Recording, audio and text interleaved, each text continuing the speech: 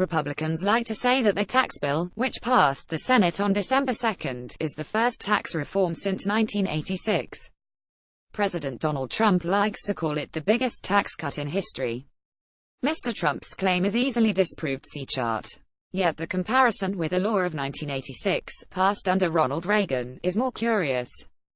There is no doubt today's bill, like the older one, contains significant reforms. But the differences between the two efforts stand out more than the similarities. They are not quite mirror images of each other, but they are not far off. There are three main differences between then and now. First, the centerpiece of today's bill is a cut in the corporate tax rate, from 35% to 20%. At first glance, this seems comparable to the change to the levy in 1986, when it fell from 46% to, after a brief delay, 34%. Yet such was the volume of deductions that the 1986 reform swept away, that it in fact raised average taxes on businesses. Notably, investment incentives were sharply curtailed. Today's bill expands them, allowing businesses to deduct the full cost of investments in the year they are made until 2023. Many economists see these investment incentives as a powerful stimulus for the economy. Because the reform of 1986 weakened them, and also raised capital gains taxes, the Tax Foundation, a right-leaning think tank, reckons it might have reduced economic growth, a remarkable possibility, given the esteem in which it is held. Upgrade your inbox, receive our daily dispatch and editor's picks newsletters. Second, the reform of 1986 was more egalitarian. Again, this is not easy to spot.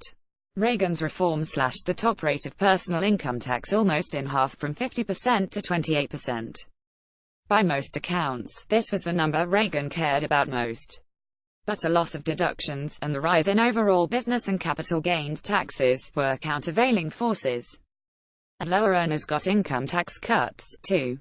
According to the Center for American Progress, a left-leaning think tank, the tax system as a whole reduced the Gini index, a measure of inequality, by 5% before the reform, but by 7% after it.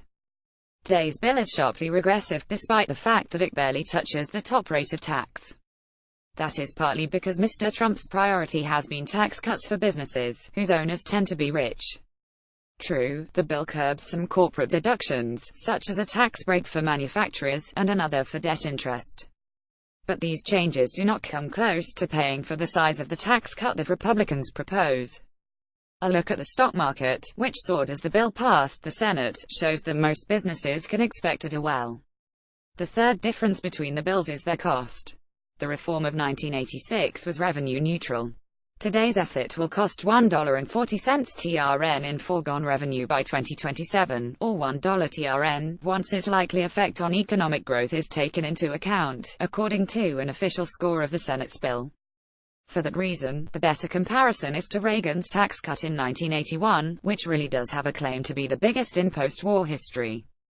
That bill, much like today's, was sold on the basis that tax cuts pay for themselves. It contained big across-the-board income tax cuts, and investment incentives for businesses. Over its first 4 years, it cost a mammoth 2.9% of GDP, or rather, it would have done, had lawmakers not spent the next few years reversing it in an attempt to get deficits under control. Between 1982 and 1985, lawmakers passed tax rises worth 1.7% of GDP, according to the Treasury Department. Such an about-turn is very unlikely on this occasion. That said, the Senate bill's cuts to individual income taxes are to be phased out after 2025 to keep the costs down. What is initially a tax cut for most lower and middle earners will turn into a tax increase, because of changes to how tax brackets will be adjusted for inflation. Republicans last passed temporary tax cuts under George W. Bush in 2001 and 2003. Like the law of 1981, these contributed to growing deficits. However, they were not reversed. In 2013, under Barack Obama, they were mostly made permanent by a bipartisan deal, although taxes on top earners went back up. It is possible that, come 2025, Congress will implement a similar extension of the Trump tax cuts. If it does, the long-term costs will be greater. If it does not, the effect on inequality of today's bill will be worse, because its business tax cuts are permanent. The tax bill could yet change as the House and the Senate negotiate. For example, one part of today's tax reform is its abolition of the deduction from federally taxable income of money used to pay state and local income taxes.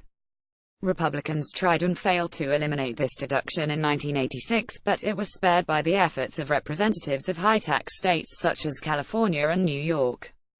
Both the House and the Senate bills scrap it while keeping a deduction for local property taxes in place. Republican representatives from California are mounting a last-ditch attempt to preserve the deduction, up to a limit. "There's a lot of things that Californians are working on," said Kevin McCarthy, the House Majority Leader. In November, 11 of the 14 House Republicans from California supported the tax bill.